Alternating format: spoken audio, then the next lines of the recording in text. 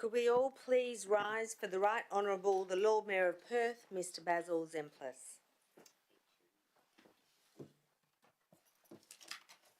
Hi everyone, good afternoon. Can I welcome you all to the City of Perth November 2022 agenda briefing session, and I'll formally declare it open at exactly 5 p.m. Can I respectfully acknowledge the traditional owners of the land upon which we meet, the Whadjuk Noongar people of Western Australia, and pay my respects to elders past, present and emerging.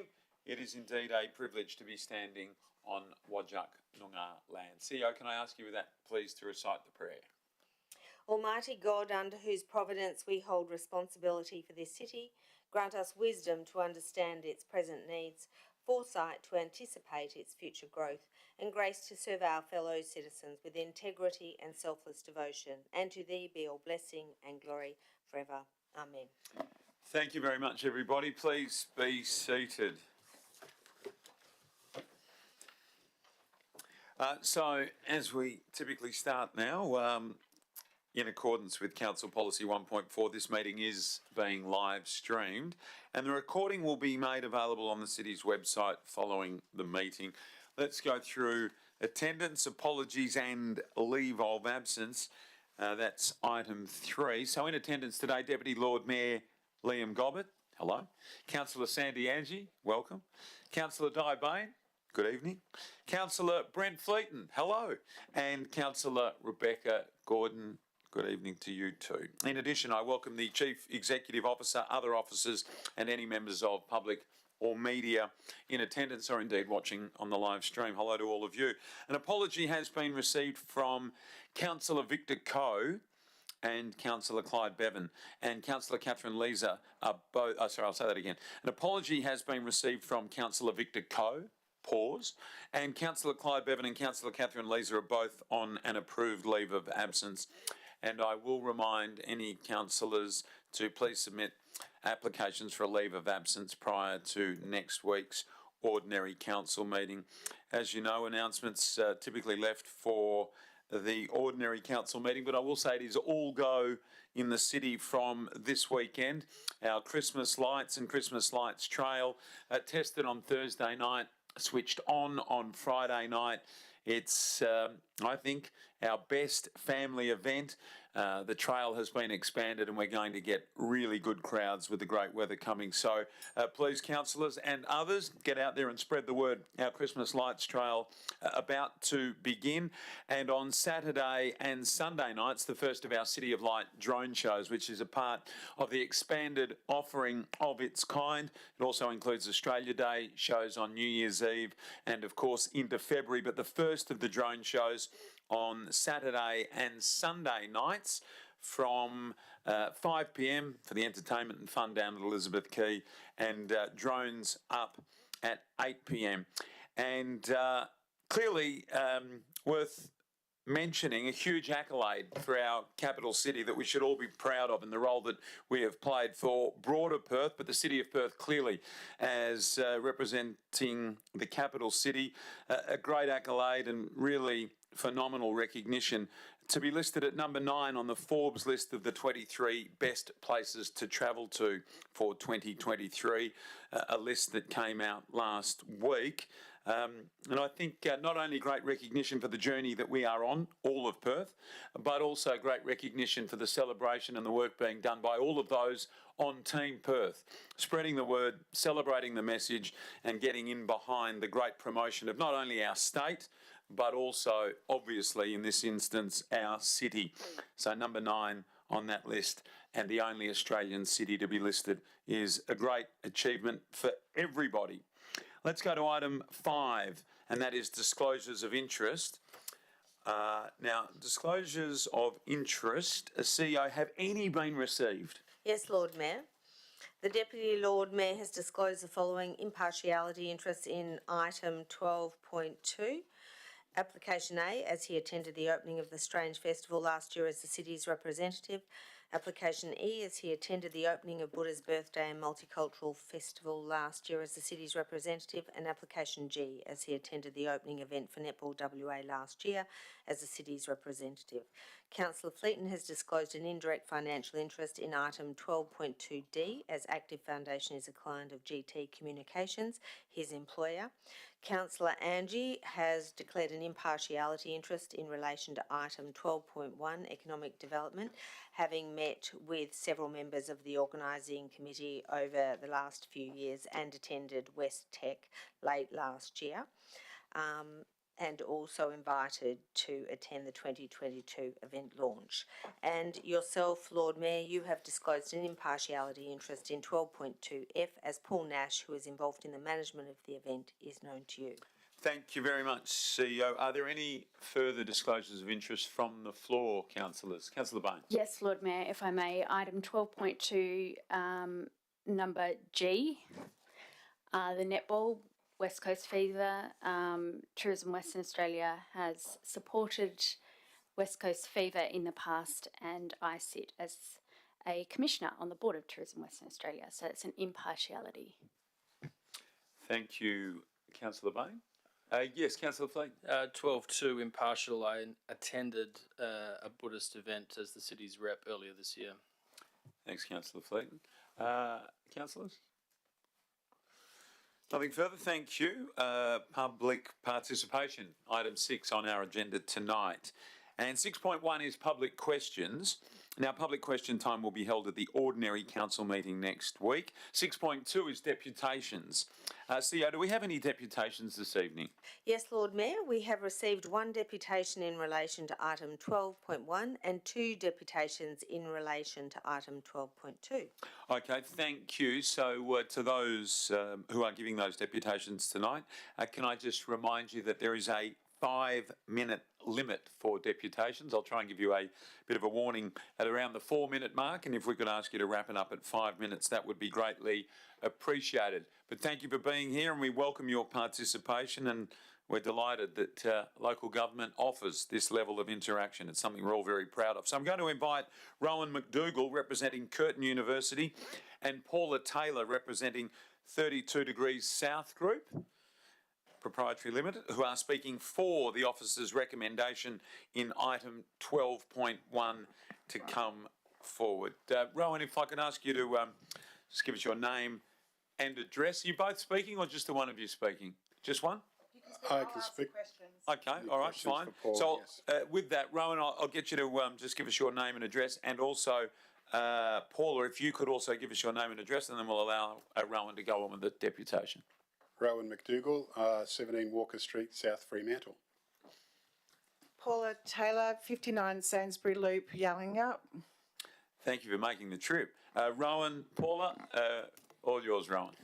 Thanks for the opportunity to present, Lord Mayor and councillors, to the meeting this evening, and thank you also for your long-term commitment and support of West Tech Fest.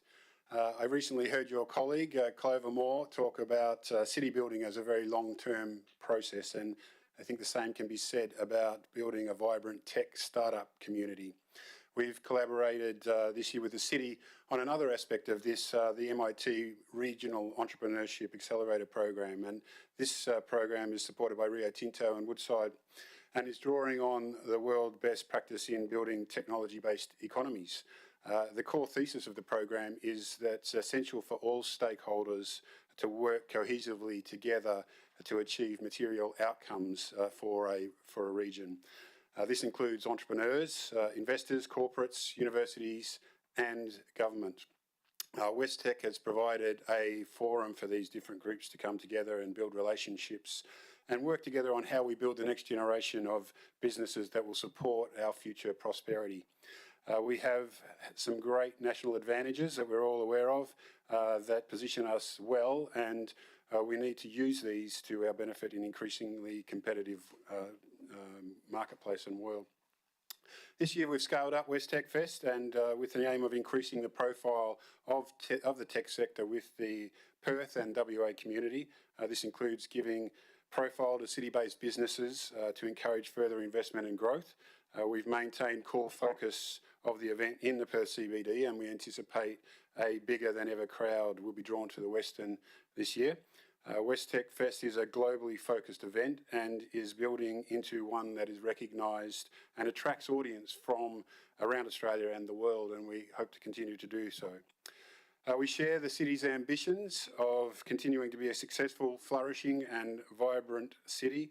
This can't happen unless we welcome and support the next generation of businesses to start and scale up here. So we look forward to continuing to work together with the City of Perth as a key stakeholder in this initiative. If you have any particular questions about the program of events or the budget, I'm sure Paula and I would be happy to respond to those. Thank you. Thank you very much. Rowan, thank you very much. And Paula, thanks for being there. Councillors, any questions from anybody? So the principal location, we were at the Point last year and we're now at a different location this year? Do you want me to add to that? Yeah. Yes, that's correct, Lord Mayor. Last year we were at the Beaumont on the Point for a couple of years. And we actually sold out, so we're actually moving to the Western, but we're actually expanding over 2 days as well. So on the first day is an innovation showcase on Tuesday, the 6th of December, and that will be free to the public, and that involves, there's an Indigenous masterclass, we're kicking off with Female Founders event, which was West Tech Women last year, which was held at Woodside. And then we will be going into agri-tech, space, and various other. And there's a student showcase as well. So that whole program runs from 7 a.m. in the morning till 9 p.m. at night, and open to the public. And then the main festival, which is the next day. This year, our borders are open again, so we've got lots of investors coming over from the East Coast, which is really great. Lots of attendees and also international speakers as well of a high profile. Brilliant. It's been terrific to see the event's growth. Any further questions from any councillors? Job well done. Rowan and Paula, thank you very much. We appreciate your time tonight. Thank you. And thanks for the long drive. Paula, did you drive up today? I did. I arrived about 2 o'clock. That is great commitment. Well, glad you answered a question then. Otherwise, we would have been wasting your time, but not wasting your time, I know. Thank you very much. I'm going to invite Glenn Watson now, representing the Alice Street events, who is speaking for the officer's recommendation in item 12.2A to come forward. And Glenn, if you could, mate, just give us your name, although I've said it, and your address, and away you go. 5 minutes, all yours. Glenn Watson, 93 Osborne Street in Jundana. Look, I just wanted to come today and thank the councillors, the Lord Mayor and the city as a whole for your support in our inaugural festival earlier this year. Your support allowed us to turn a concept into a deliverable, and we started with modest expectations. We were hopeful of 5 venues, we were hopeful for 5 artists, and anything above that would have been a success. The 2022 Strange Festival ended up receiving over 100 artist inquiries and applications. We included 50 artists across 20 venues through the CBD. Over the 10 days, we estimate we saw 45,000 people come through and look at each of those spaces or some of those installations. Following the successful delivery of the 2022 festival, we, I guess, firstly caught our breath, slept a little, and then started planning for 2023. So we submitted our grant applications, our sponsorship requests to the city, and then relatively quickly after that started talking to stakeholders, supporters, community organisations and businesses through the city. So I guess the purpose of coming up for the deputation today was to update you collectively on how things have progressed since the sponsorship submission. We've engaged with Activate Perth to, I guess, further embed our collaboration and support with Strange 2023. We've reconnected with the property owners and property managers who were very generous in giving us their spaces for 2022. So that's Randall Humich, that's CBRE, that's Lease Equity, that's Prime West, Leach, a couple of others that escaped me as well. And I guess commencing the conversation with artists in an informal way to gauge interest and see where we land. 2022 was a very low budget, modest festival to deliver, and for that reason we kept it very tight and very small. Already for 2023 we've had inquiries from Eastern States artists and a couple of international artists as well, so we're exploring the feasibility and the opportunity to, I guess, deliver some KPIs that we thought we wouldn't see until year 3 or year 5 of Strange in year 2.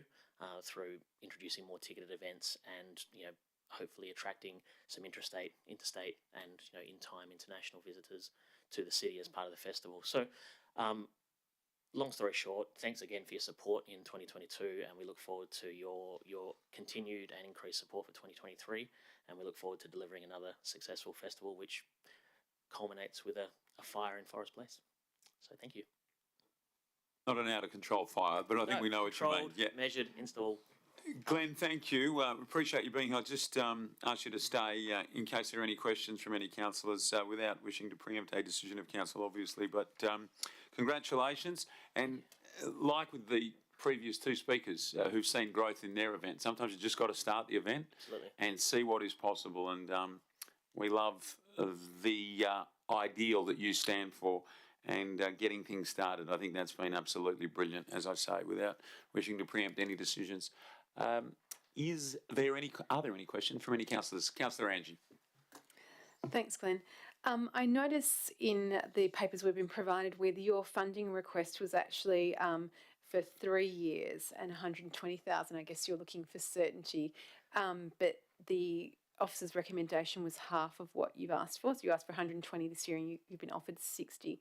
How will that impact the delivery of your festival? Our overall budget for 2022 was the $33,400 from the city and $20,000 in corporate sponsorship. The remainder was contributed by my business partner and myself to deliver the festival. So that 10-day festival across 20 venues with 50 artists that saw 40+ thousand people come through was delivered on a budget of $78,000. So $60,000 for 2023 from the city is a huge boost. It underwrites the fees to the artist, it underwrites the insurances, it underwrites the event application fees to the city, the activity approvals and public health side of things. Beyond that, an increased funding would allow us a greater marketing spend and a greater capacity to engage with some special project artists. So that Forest Place sculpture was, I dare say, $15,000 out of our $78,000 budget for 2022. An increase in any funding, whether it be from the city, from state government through Revitalise CBD, which we'll be applying for round 3, will allow us to, I guess, shout it from the rooftops a little further and wider and bring in larger installations that hopefully have a greater appeal to a wider audience, again, bringing more people to the city for a longer period of time, and hopefully that flow on economic benefit follows. Thanks, Glenn. Councillors? Okay, thank you very much. We appreciate you being here tonight. Thanks, Lord Mayor and councillors. Well done. Thank you. We're going to move to the third deputation. Councillor Fleeton, an indirect financial interest has been declared here, so you're going to leave the chamber. And if you could just close the door on the way out, that would be appreciated. And I'm going to invite Michael van Oostholm, how'd I go, and Rachel Lieberfrund, representing Active Foundation, who are speaking for the officer's recommendation in item 12.2D to come forward. Michael, good afternoon, and hello, Rachel. Who's going to speak? I'll speak. Or you, Michael, if you could give us your name and address, that would be great, and then 5 minutes on the clock. Sure, so it's Michael van Oostholm, 7 Lydia Court in Greenwood. So, first of all, thank you so much, Lord Mayor and councillors, for this opportunity to come here to talk to you today about our very exciting initiative, the renewed launch of the Active City to Surf. We're very excited to see the return of the event in 2023 after a 3-year hiatus thanks to some COVID issues over a number of years. This year's event, or this coming year's event, looks to be one of the biggest and best that we've ever brought forward. We've changed the model of operation within the event and have engaged some extensive event operationalisation consultants to help us, but have also taken a more active role, pardon the pun, in terms of managing the event ourselves internally to drive more growth and more engagement and more closely aligned to our values as an organisation. The event has changed slightly. We've reduced some of our distances to only include a 4 and 12K run and to focus more on the original origin of the event, which was set up as a family-friendly based event focused on inclusivity and diversity. We're really grateful for the city's support, and it's been fantastic working with members of the city as part of our application. And we just wanted to come here to say thank you and to get you excited about what's going to be the best city to surf that we've ever seen.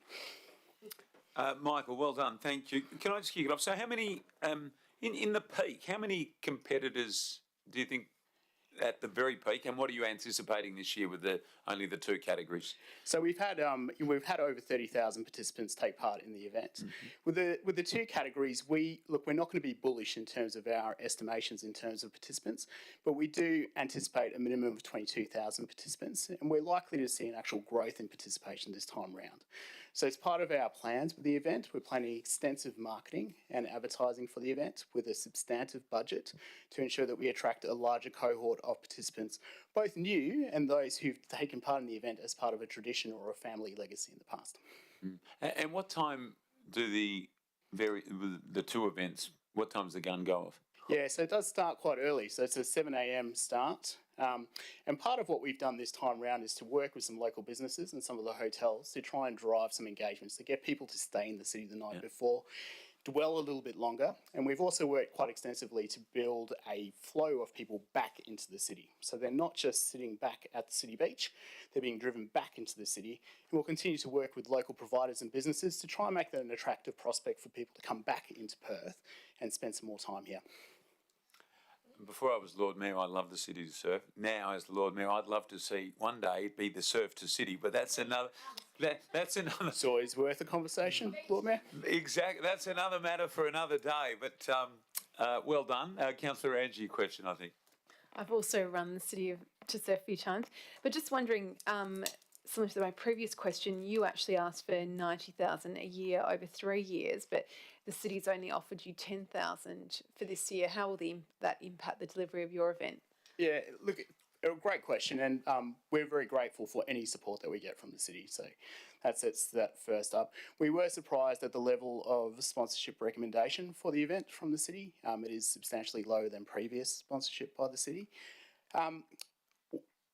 We are prepared to cover any costs associated with this event. We see this as a pillar of what's required for us as an organisation, but also an institution that's so embedded in the culture of what Perth is. So regardless, the event will continue. Any support the city can provide would be gratefully accepted. Thank you. Any further questions from any councillors? I reckon we get Councillor Fleeton to run it this year too. What about council as a team? Should we run as a team?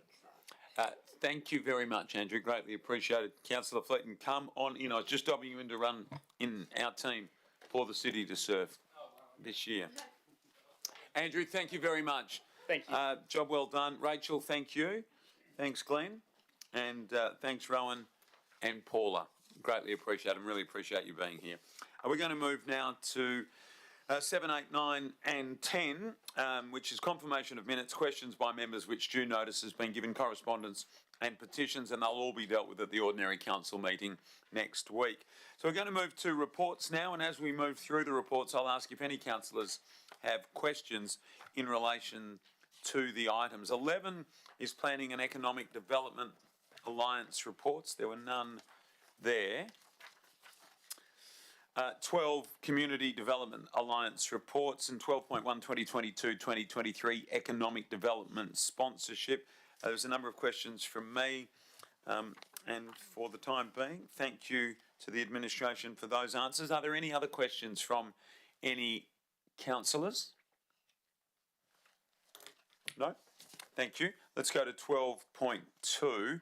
This is event sponsorship round 2. So, Councillor Fleet, we're going to have to ask you to make your way out again. Indirect. Only if there are questions. Good point. There were actually. This is some follow up from me. Yeah, thank you. Deputy Lord Mayor Gobbett, impartiality, item 12.2A, item 12.2E, and item 12.2G. Impartiality from me, item 12.2F, and we had some others on the run tonight in that one. From Councillor Angie. Oh, that was 12.1. Was there another at 12.2? Oh, from Councillor Fleet. Yeah. Okay. So there's a couple of questions there from me, 12.2.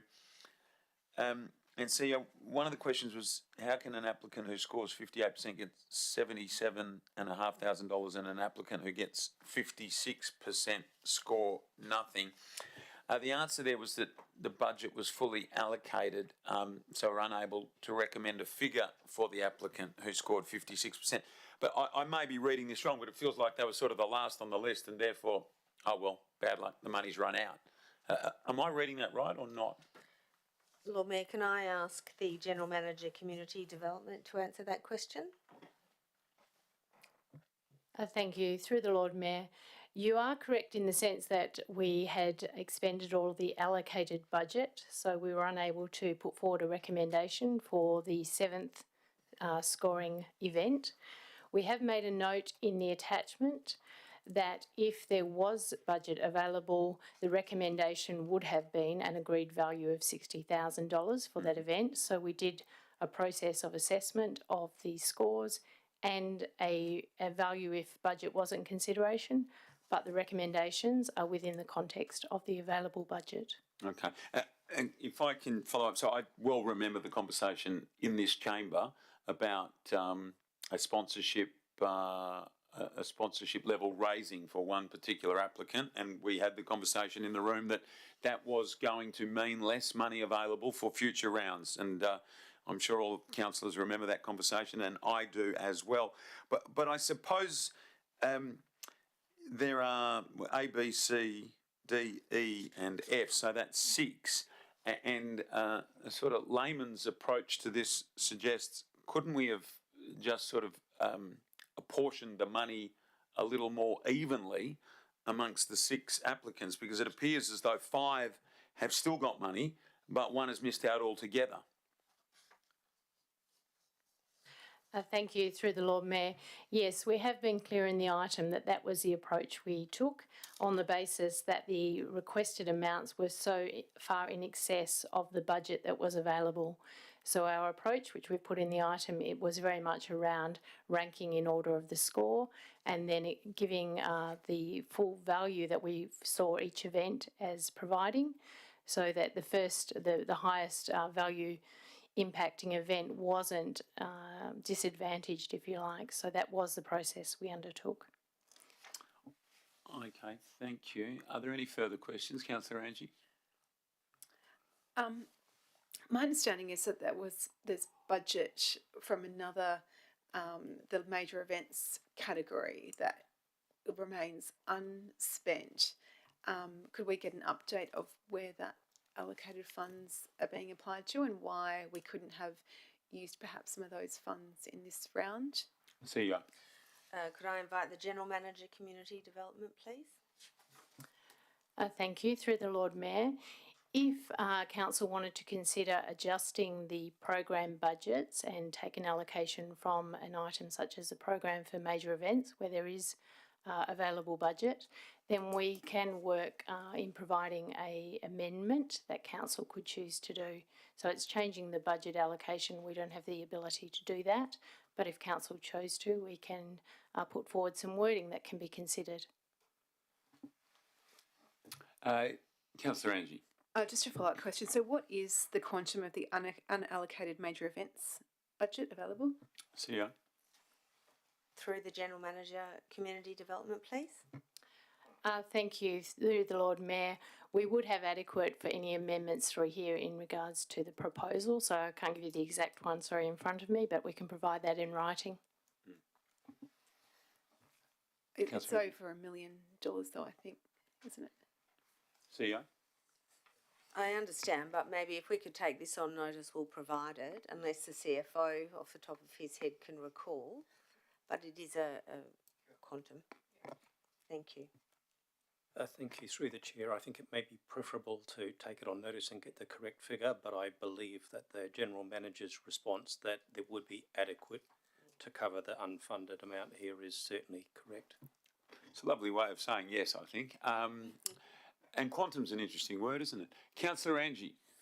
Sorry, one more question. I'm not sure if this is something that can be asked, whether it's an admin matter, but my recollection in the past is when things were, when sponsorships were assessed, it was either like a yes or no, and then the funds were apportioned accordingly in the way that the Lord Mayor previously suggested in his question, and this seems to be a slightly different approach. Is that correct, or is that a question I can even ask in terms of process? CEO. I believe you can ask it, and I think it's because it's around the methodology. So if I could ask the General Manager, Community Development, to comment on her awareness. Thank you. Through the Lord Mayor, perhaps if Councillor Angie can provide us her recollection. I don't recall on that basis what ones you may be referring to. Certainly we have a lot of the smaller grants, Safer Spaces, I'm thinking, but if you provide us some time, we'll have a look back through the methodologies and provide a written response. Councillor Angie. Well, this note here, I definitely haven't seen before. Recommendation based on available budget. If there was budget, we would, allocate in previous sponsorships, which, as everyone knows, I analyse in detail. It generally says not recommended or not approved. It wasn't just about budget. Good. So, is that a different approach this time? Maybe if we could take that on notice, we'll go back over some past papers and see if we can ascertain, or could I invite the General Manager, Community Development, through you, Lord Mayor, to make any comment? Of course. Thank you. I certainly am aware of the occasion where I think it might have been the business improvement grants where council made a determination to go above the budgeted amount for that program. So in light of that approach that was taken by council, we have learnt from that there may be an appetite for council to go above or amend the budget, and on that basis we provided a clear indication that if that was the choice by council, there was some values provided within the process. Thank you. Just a further question from me. So perhaps preempting where maybe some of this discussion is going, or questions are going, the major events allocation or quantum is there with the specific purpose of this council having ambitions to either attract or be able to co-partner with or to assist someone in our community who might want to bring us a major event. So I suppose if we start eating into that money, the chances of us having a pot big enough to be able to do that will be diminished. Correct. Thank you.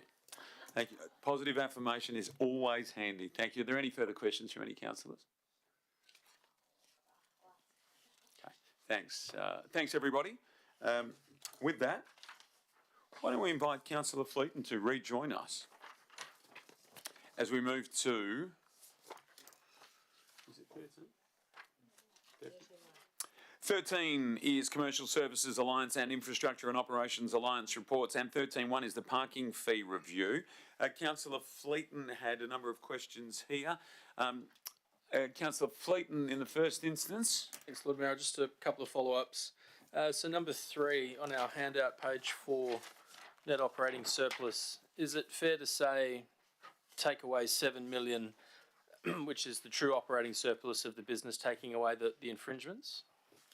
Sorry, mate, just for my benefit, what question number was that? The answer on number 3, net operating surplus 10.95.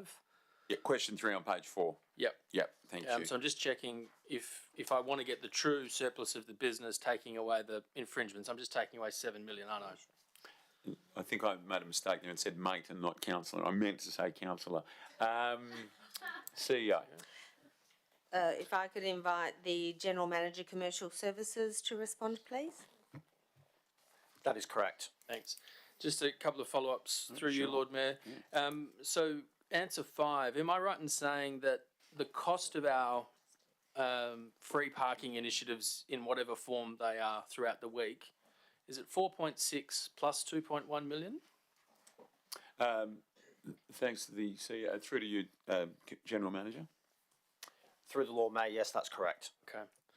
And to you, Lord Mayor, to the General Manager or the CEO, with parking as the business unit, what is its reason for existing? Is it to totally bring us a new revenue stream, or is it in the city's mind bringing people to the city?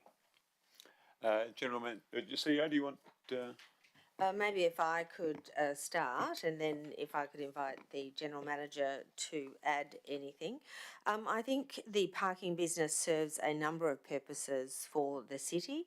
Obviously, it is about activation in that people can attend the city with ease, find it suitable and appropriate, and actually find parking. And so it enables access to our city, which then enables access and participation in activation. So I would see it as in part activation of our city as a contributor. It obviously has a component of revenue, which is obviously very important because it enables us then to keep the rates down by using other funding. I think also it serves as a community service in part, where there are people who might have particular parking requirements if you're holding an event and the like, so we can again enable access that would not otherwise be available. If I could invite the General Manager probably to add anything. Thank you. Through the Lord Mayor, the only other point I'd like to add is to deliver strong and sustainable surpluses to support the City of Perth in the delivery of infrastructure and services to its residents and businesses. Thanks, Jim. Councillor Fleetwood. Just one final follow-up, page 5, answer to 6. Yep. The costs, you're stating that some are controllable, some are not. Out of those costs mentioned earlier, what would your split be? You might need to take that on notice. GM? Through the Lord Mayor, about a third of the costs I would estimate as controllable. The other, obviously, 2/3 are non-controllable costs. And just to follow up, Lord Mayor, please, through you, what do you define as controllable and non-controllable? Through the Lord Mayor. Okay, some examples of non-controllable costs: rates, taxes, parking levy. There's a notional transfer of rent. That's all to do with the competitive neutrality. So there's an internal transfer of rent or notional rent for the car park to the properties team. So that also gets charged and that's a non-controllable cost. Thank you, GM. Was there anything further, Councillor Fleeton? I do want to go into that. I'm not going to spend time now. Would it be okay if I email some questions through before the OCM? Thank you. Thank you. Are there any further questions from any councillors? Councillor Angie. With the free nighttime parking, can you just remind me which car parks that free nighttime parking was in? See, I think it's all, isn't it? Yes. Yeah. Anyone else? So all the boom gated and all the open air? Yeah. And every on-street bay also, or has that period come to an end? Yeah. At night time. So for clarity, yes. GM, why don't you just remind everybody? And it's interesting.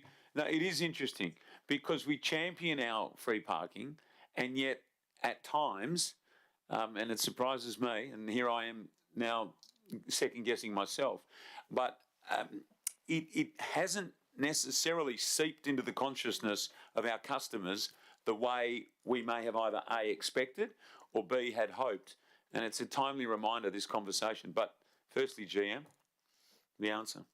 Through the Lord Mayor, that is correct.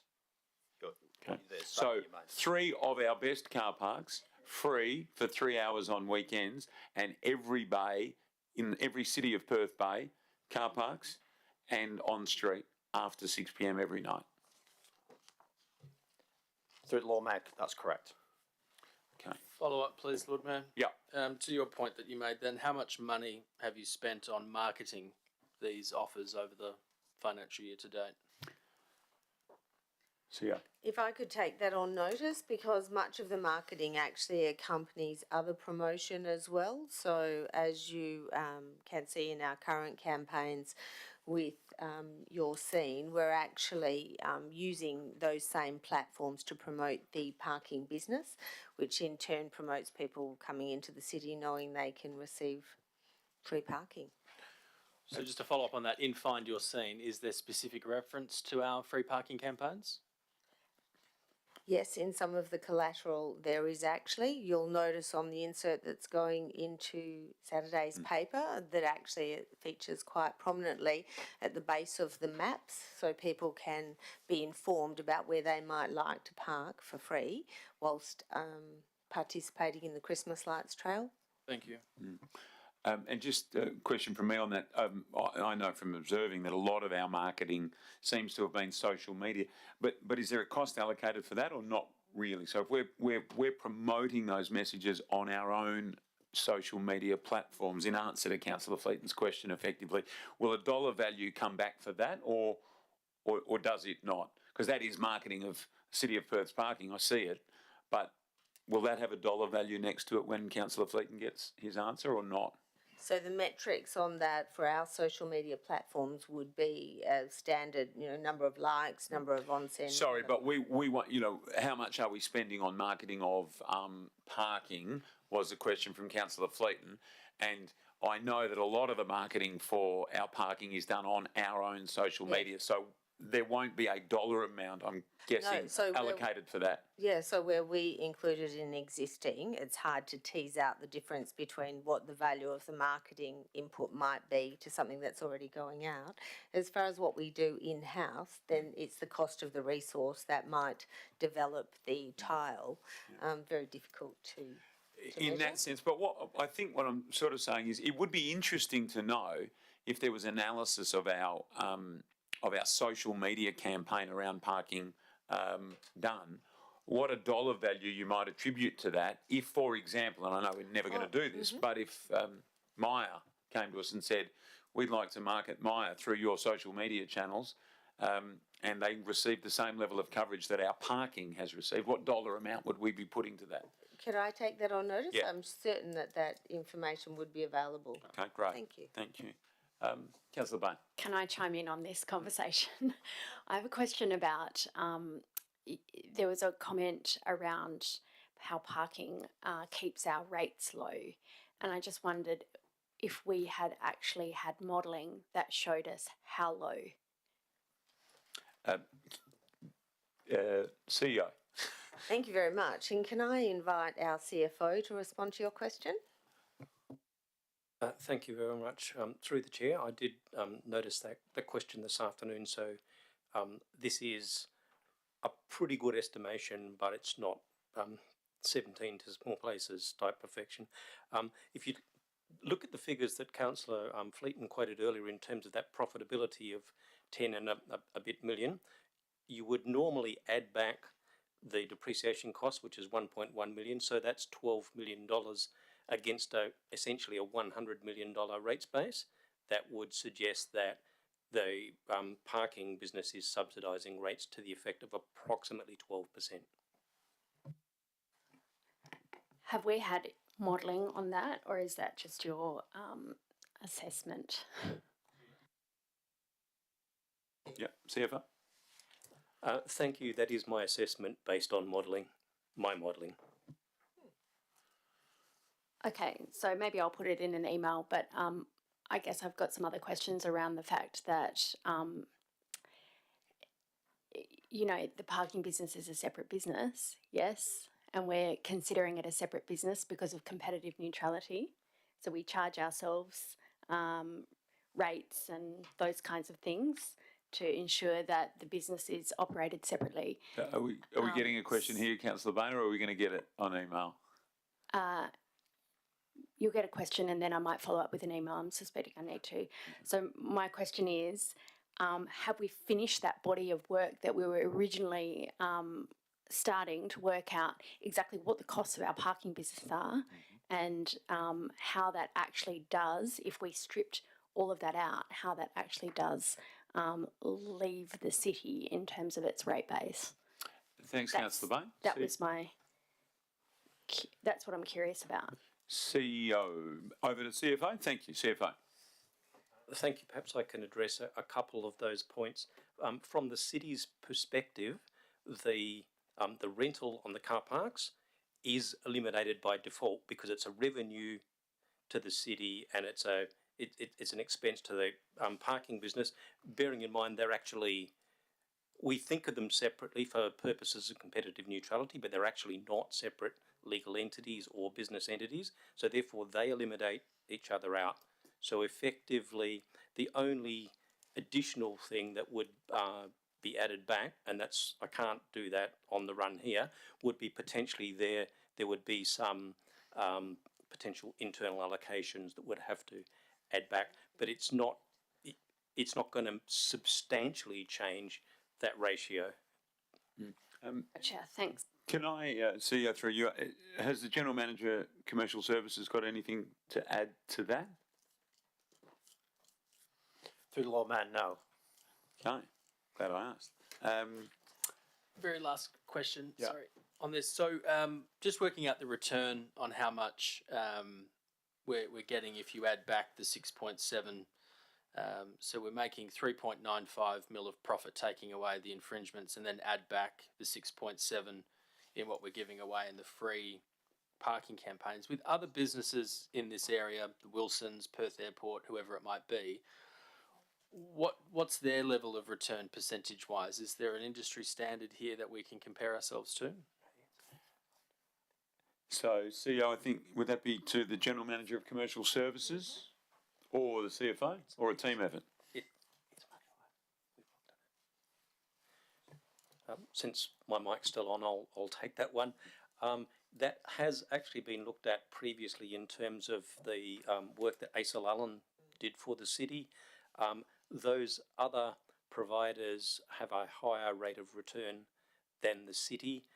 It's generally premised on level of service. I believe that may have come forth at a previous engagement session with elected members, that the city's service offering in relation to parking is superior to, say, a Wilson's or a Secure. Thanks, CFO. Any further questions from any councillors? Councillor Gordon and then Councillor Angie. How come the report doesn't reference the sort of fact that our car parks are at capacity and the benefits of raising the prices to control that? CEO, through you to the General Manager Commercial Services, I believe. Through the Lord Mayor, yeah, this was referenced in an elected member engagement session, but yeah, hasn't made its way into the report. I think the basis of the report is that, notwithstanding that our car parks may be reaching capacity, and this, I suppose, this is another reason to raise those prices or raise those fees. This was really about offsetting all the subsidy to the free nighttime parking. Councillor Gordon. Follow-up question, if I may. If there are elected members considering not supporting the officer's recommendation, can we have some commentary regarding the impact of that, particularly in light of the capacity of our car parks and what the detrimental effect would be of maintaining the current pricing? Mm-hmm. And can I just, before Councillor Angie, just chip in with that, when was the last time our fees were raised? Through the Lord Mayor, the fees were last raised in FY18. Okay. Okay. Thank you. Councillor Angie. I was just going back a bit to the previous discussion. So did we ever do a survey of who knows about the free nighttime parking? CEO. No. And did we analyse the impact of the free nighttime parking? So what was the attendance at car parks pre and post free parking? CEO. I'm going to invite the General Manager to answer that one. Thank you. Through the Lord Mayor, the last time we did some analysis, it was shown that it actually didn't increase the number of people visiting our car parks. No, but I suppose always with those things, we don't know that the people that came wouldn't have come had it not been free parking either, correct? No, but, well, if that's incorrect, tell me. Yeah. Correct. I suppose unless you survey every single person in, it's very hard to ascertain exactly the motivation to be there. Yeah, remembering, of course, that this was this was countering the restrictions that we were having when people were not inclined to be coming into the city. So we were trying to pull levers that we had available to us to get people to come into the city. And so I think the point that I was making is important in that context of that conversation, because it may not show to have increased the number of people that we'd had previously, but we might not have had anyone come had we not offered free parking. So I think it's a valid point. Councillor Angie. So there wasn't an increase in attendance at car parks by the free parking. So just confirming that. Through the Lord Mayor, yes, that's correct. Okay. Can I ask the CEO, during that period, were we experiencing a much quieter city? Were people staying at home, not coming to work, not invited to come to work by their employers? Am I dreaming, or was that around about what was happening? So initially the free nighttime parking was offered as a COVID response because there were some serious issues with people's concerns around COVID and the like. Post that, council decided that you would like to continue with that initiative and saw it possibly more as an activation opportunity and to support the increase in events and the like that were occurring across the city. Thank you. Are there any further questions from anyone? Follow up. Yeah, Councillor Fleeton. I recall an engagement session some time ago with a communications team member where they were putting some ads out into market around our parking, and they were trying to, I think, either get 5, 10 or 15% of respondents to not have the opinion that it's too expensive to park in the city.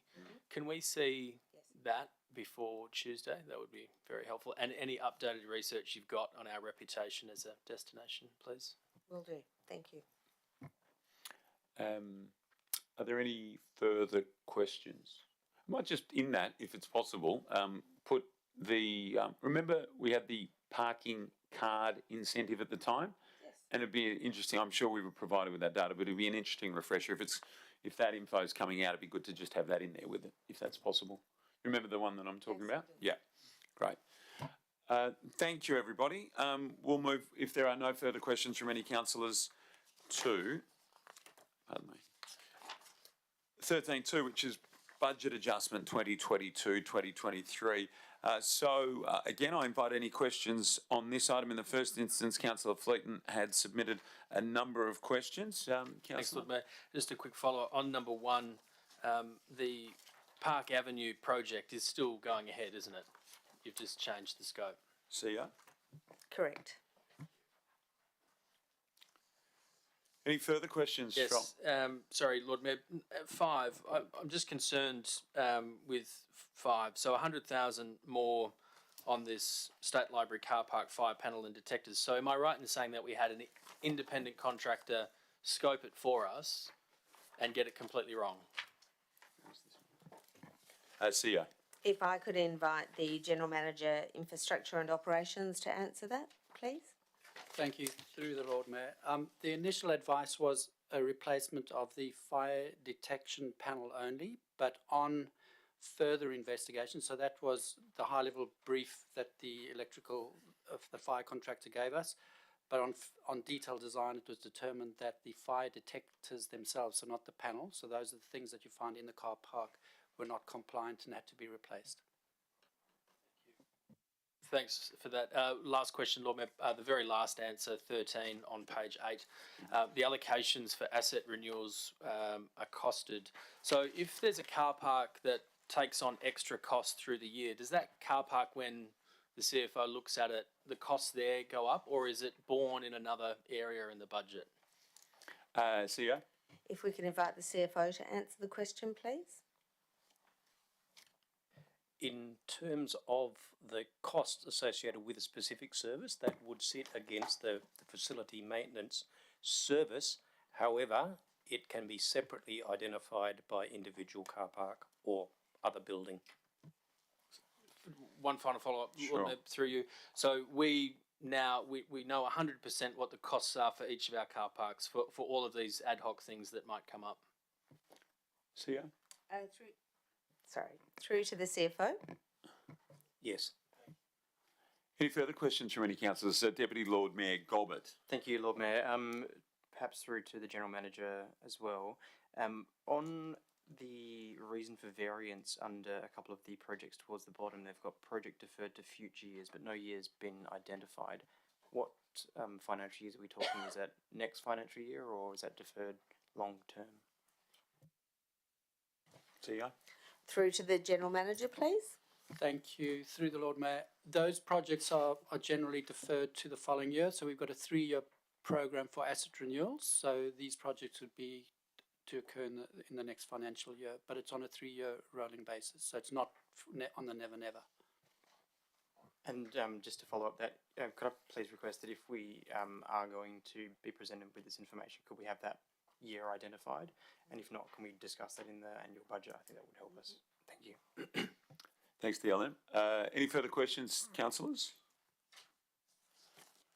Councillor Gordon. Just a question on the back of one of Councillor Fleeton's with regards to the fire system. Is the city cognizant that if you're updating a fire system, you will always have to bring the entire system up to standard? Like, that probably should have been picked up by our contractor. Absolutely. So is that now on record? Because it just seems like that should have been something that they picked up at the time. CEO. Thank you. To the General Manager, please. Thank you. Through you, Lord Mayor. Yes, I would completely agree. We are getting better at our budgeting and our understanding of what a project should be. So we take that on board. These are the learnings, and I would agree completely that that's not the correct approach that we apply to the fire detection system. Thank you, everybody. No further questions on 13.2. We'll go to 14. This is the Corporate Services Alliance reports. The monthly financial statements is item 14.1 for the month of September 2022. A number of questions from Councillor Fleeton. Councillor Fleeton in the first instance. Thanks, Lord Mayor. It's sort of a meshing of 1 and 2. So we got a discount off the parking levy because of reduced patronage for on-street bays, 1,500 scattered through the city. So that's telling me we've got reduced demand.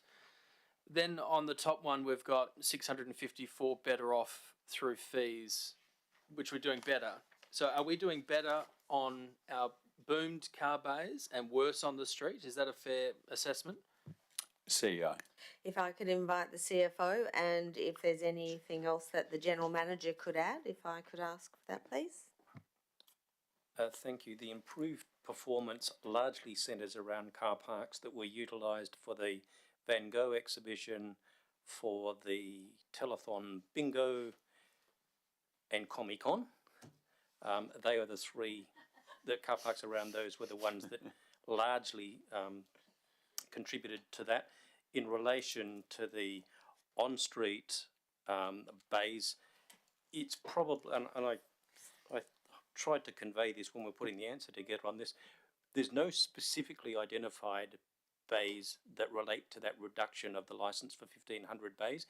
It was an arbitrary amount negotiated between the city and the licensing authority. So it may or may not indicate a level of patronage adjustment on the street.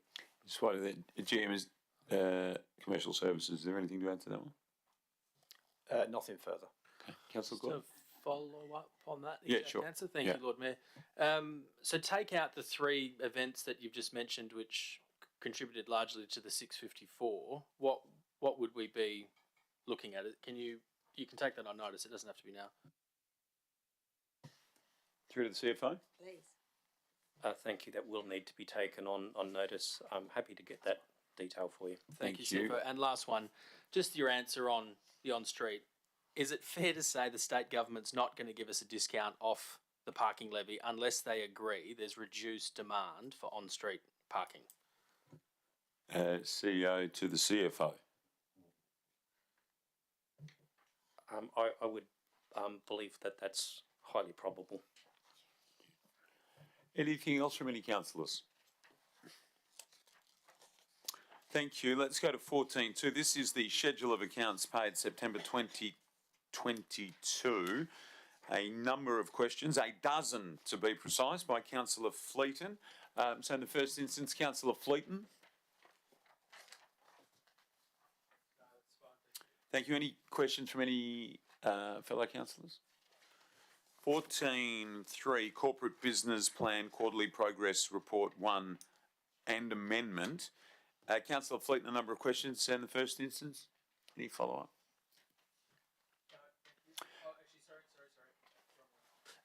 Page 15 of 16, Yep. The answers to 6, 7 and 8 Yes. all deal with the Marketing for City of Perth parking campaign. I'm confused by some of the answers. Is the separate campaign for marketing of City of Perth parking going to be in market by December?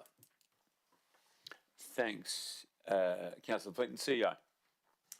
So we would actually say it is already part of the What's Your Scene promotional campaign, and the allocation of 100,000 really is going to boost some of those efforts with an emphasis on parking. So promoting our parking offering. Okay. And the last one, the 8, what are the KPIs for this specific campaign for the Marketing for City of Perth parking? You're talking about previous, but what are the ones for this campaign?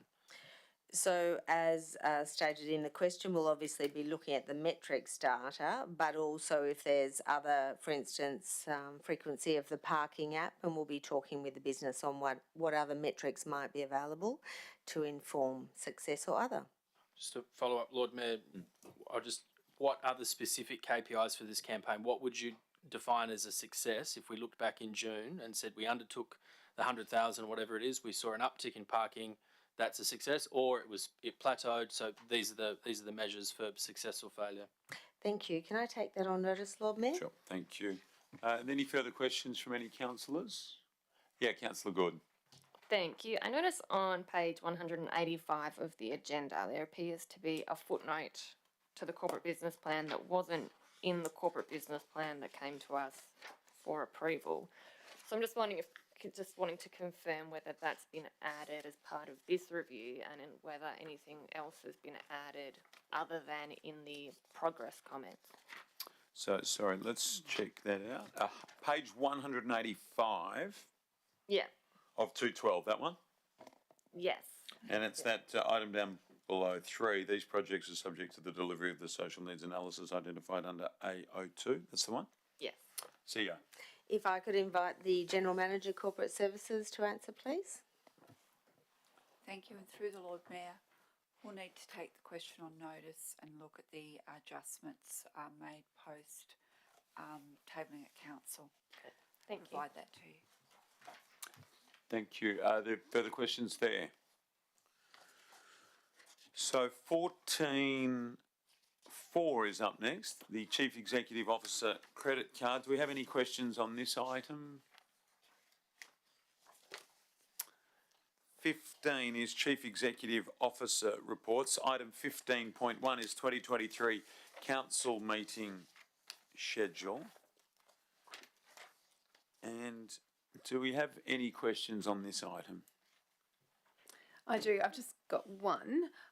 Just noting that it's good to see that the meetings in April and July are not within the school holidays, which can be problematic for staff and council.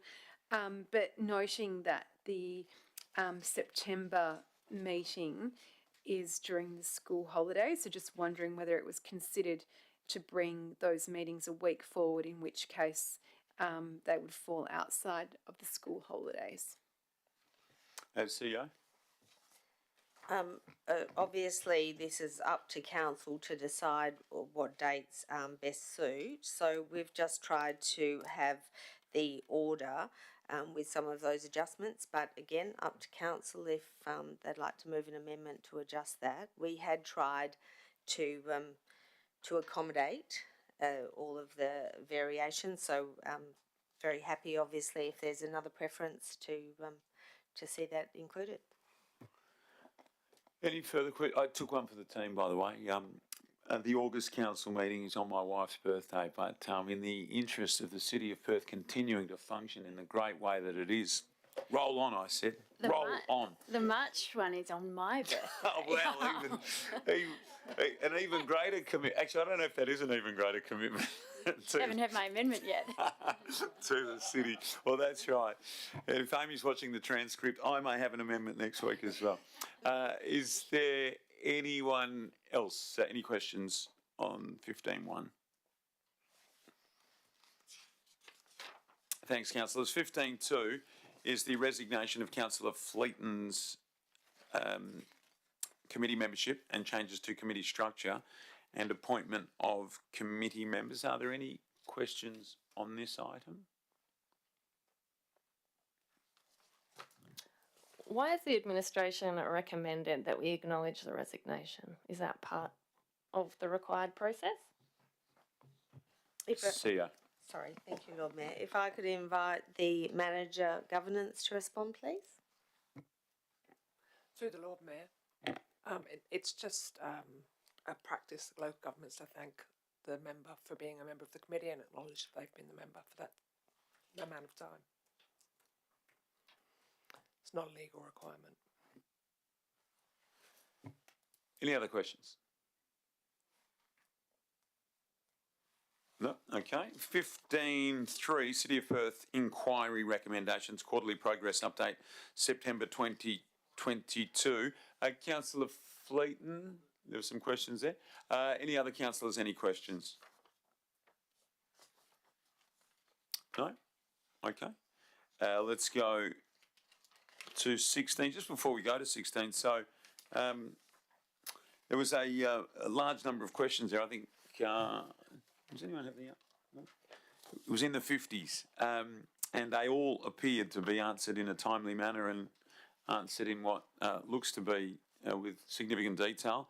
So thank you for the responsiveness from the admin for getting those done, and I think that's a commendable effort, and we appreciate the admin turning those responses around in such a timely fashion and with a level of detail that you have that is most useful to elected members, and we appreciate it. And I speak on behalf of all of us when I say that.